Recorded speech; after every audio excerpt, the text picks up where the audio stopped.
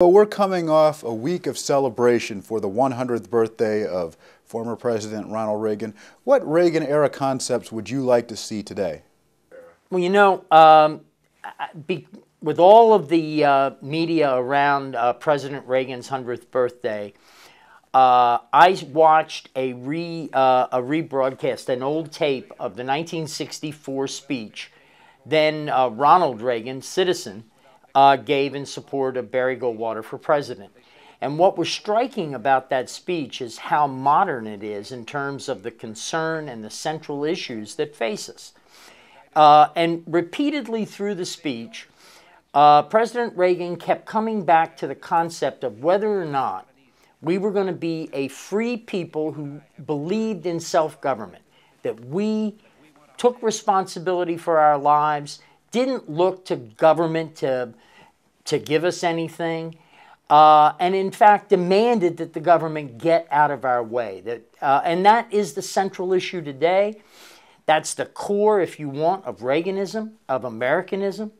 And it's that fundamental principle of us being a free people that don't need government, don't want government, and wanted to get out of our lives and out of our way.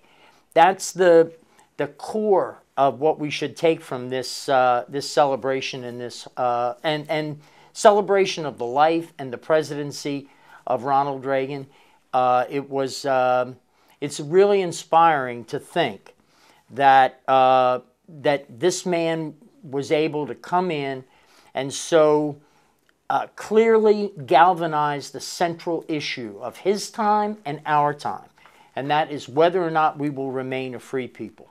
Thank you very much, Bill. Experts from American Enterprise Institute have introduced the idea of privatizing Fannie Mae and Freddie Mac. We spoke with AEI experts about whether or not our housing market has ever truly been free.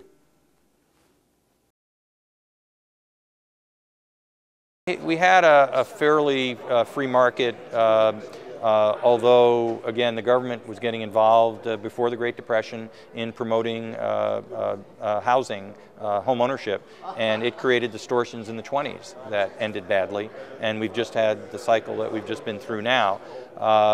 The issue is really that it's the government guarantee that creates the problem. At a recent hearing, American Enterprise Institute scholars looked at ways to privatize Fannie Mae and Freddie Mac. We suggest a 5-year transition, which we think is appropriate and doable, where Fannie and Freddie would be, Fannie and Freddie, I should say, as the main purveyors of this government guarantee distorting the housing markets, will be taken down step by step, 20% a year for 5 years, and then at the end of 5 years, privatized. Now, we think that's quite doable and will get us to a much more robust housing finance market that will really be a market. Scholar Alex J. Pollack says that adding government guarantees to a free housing market introduces distortions.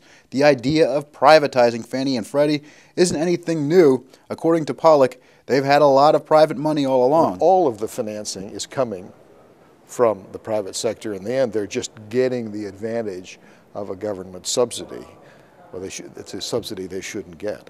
Of course, when we say private, that also includes foreign lenders into the market, including foreign governments. They're getting the advantage of the subsidy and protection by American taxpayers. Then comes the question of whether Fannie or Freddie actually help the buyer. We think it's possible that for all of the effort that Fannie and Freddie did, it increased house prices while it was marginally reducing interest rates a tad, and forget the taxpayer bailout part, and the result was people paid more for houses rather than less. You need a free market. The only way you can figure all that out is with a free market, and we haven't had a free market in housing in this country for a very long time. And one must remember that our government isn't the best when it comes to investing. The government is not risk averse. Government likes risk. Government likes risk because it is serving constituencies, and it's looking at serving constituencies who have little down payment, very high debt ratios, and poor credit. Those are the constituencies that the government likes to serve at the margin, and those, of course, are the riskiest constituencies. AEI published a book on privatizing Fannie Mae and Freddie Mac back in 2004, and now we turn to possible cuts our government could make to its ridiculous spending. Our federal government gives a reported $200 million annually to a United Nations program known as the Relief and Works Agency. This group provides aid to Middle Eastern groups and is believed to be aiding terrorist organizations. That appears to be the type of funding we'd want to cut, and that's all the time we have for the week ahead. Please join us again next time. For more on these and other topics, visit netrightdaily.com.